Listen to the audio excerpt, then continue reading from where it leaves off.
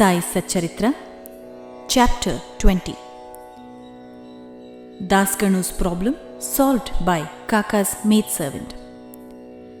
In this chapter, Hemant Pant describes how Dasganu's problem was solved by Kaka Dikshit's maidservant.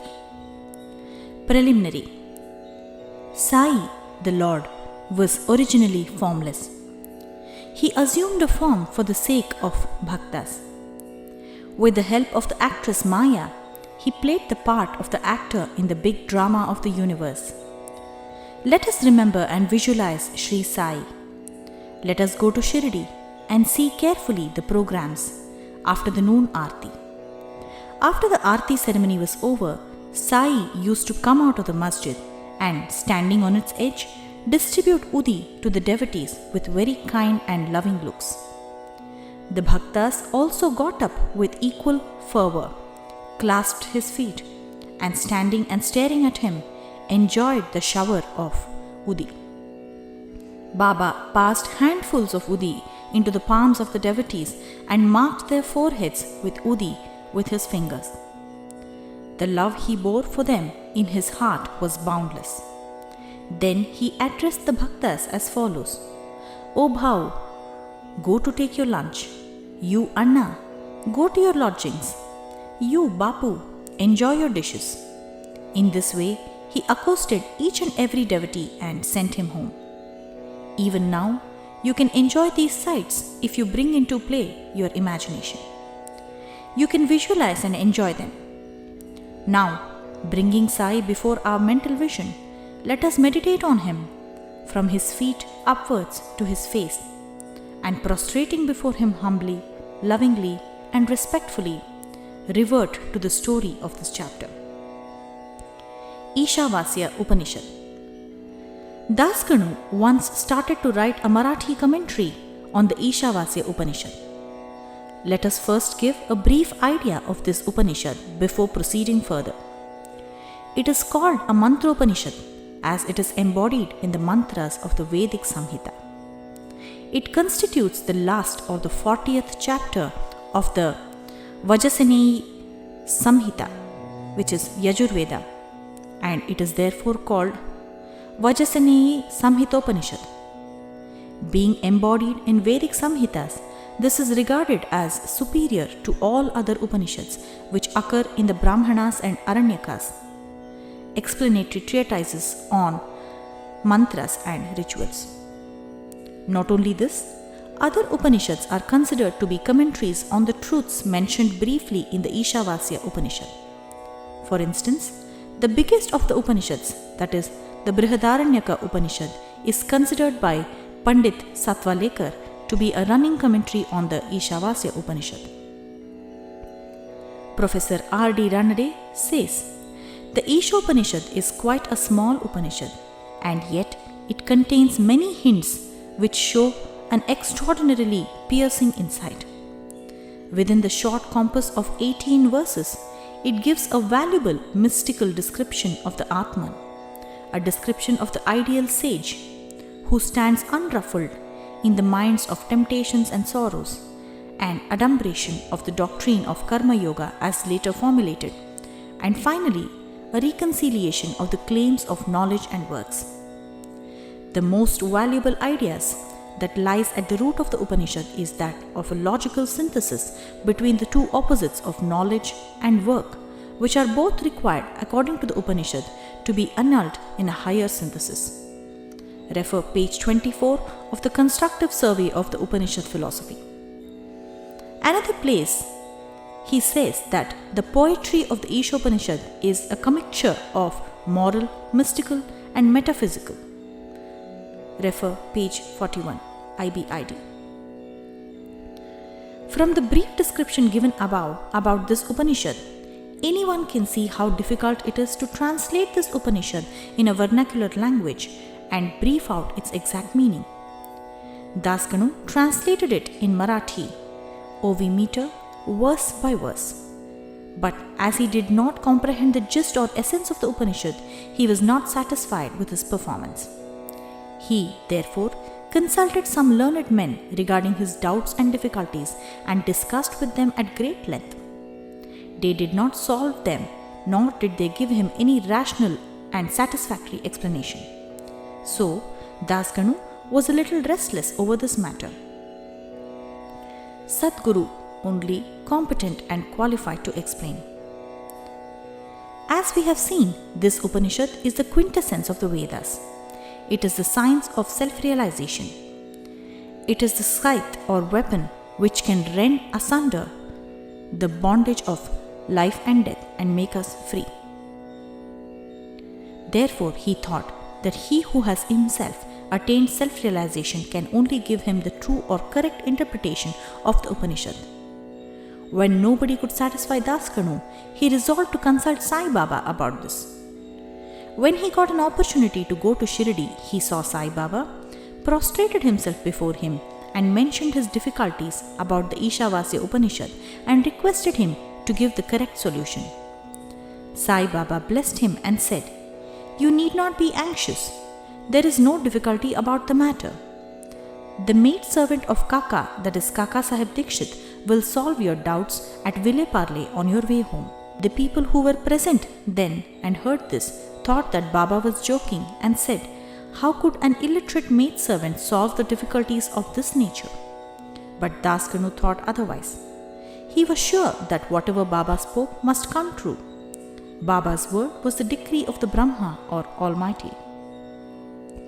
Kaka's maidservant. On fully believing in Baba's words, he left Shirdi and came to Ville Parle, which is a suburb of Bombay, and stayed with Kaka Sahib Dikshit. There, the next day, when Dasganu was enjoying his morning nap, some even say when he was engaged in worship, he heard a poor girl singing a beautiful song in clear and melodious tones. The subject matter of the song was a crimson-colored sari. How nice it was! How fine was its embroidery! How beautiful were its ends and borders, etc. He liked the song so much that he came out and saw that it was being sung by a young girl, the sister of Namya, who was a servant of Kaka Sahib. The girl was cleaning vessels and had only a torn rag on her person. On seeing her impoverished condition and her jovial temperament, Dasganu felt pity for her, and when Rao Bahadur M.V. Pradhan next day gave him a pair of dhotars, he requested him to give a sari to the poor little girl also. Rao Bahadur bought a good chirdi, which is a small sari, and presented it to her. Like a starving person getting luckily good dishes to eat, her joy knew no bounds. Next day she wore the new sari, and out of great joy and merriment, whirled, danced round, and played fugadi with other girls and excelled them all. The day following, she kept the new sari in her box at home and came with the old and torn rags, but she looked as merry as she did the previous day. On seeing this, Dasganu's pity was transferred into admiration. He thought that the girl, being poor, had to wear a torn rag, but now she had a new sari which she kept in reserve, and putting on the old rag, strutted herself, showing no trace of sorrow or dejection. Thus he realized that all our feelings of pain and pleasure depend upon the attitude of our mind. On thinking deeply over this incident, he realized that a man ought to enjoy whatever God has bestowed on him in the firm conviction that he besets everything from behind and before and on all sides, and that whatever is bestowed on him by God must be for his good. In this particular case, the impoverished condition of the poor girl, her torn rag and the new sari, the donor, the dance and the acceptance were all parts of the Lord and pervaded by him. Hence, Dasganu got a practical demonstration of the lesson of the Upanishad, the lesson of contentment with one's own lot in the belief that whatever happens is ordained by God and is ultimately good for us. Unique method of teaching. From the above incident, the reader will see that Baba's method was unique and varied. Though Baba never left Shirdi, he sent some to Machindragarh, some to Kolhapur or Sholapur for practicing sadhanas. To some, he appeared in his usual form. To some, he appeared in waking or dreaming state, day or night, and satisfied their desires. It is impossible to describe all the methods that Baba used in imparting instructions to his bhaktas.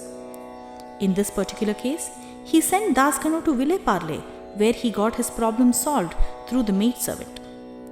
To those who say that it was not necessary to send Dasganu outside and that Baba could have personally taught him, we say that Baba followed the right or best course, or how else could Dasganu have learnt a great lesson that the poor maidservant and her sari were pervaded by the Lord. Now, we close the chapter with another beautiful extract about this Upanishad. The ethics of the Ishawase Upanishad. One of the main features of the Ishawase Upanishad is the ethical advice it offers, and it is interesting to note that the ethics of the Upanishad are definitely based upon the metaphysical position advanced in it. The very opening words of the Upanishad tell us that God pervades everything.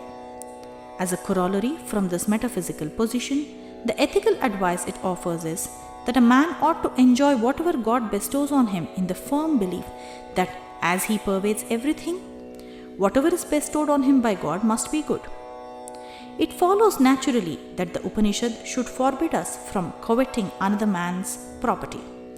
In fact, we are fittingly taught here a lesson of contentment with one's own lot in the belief that whatever happens, it is divinely ordained and it is hence good for us.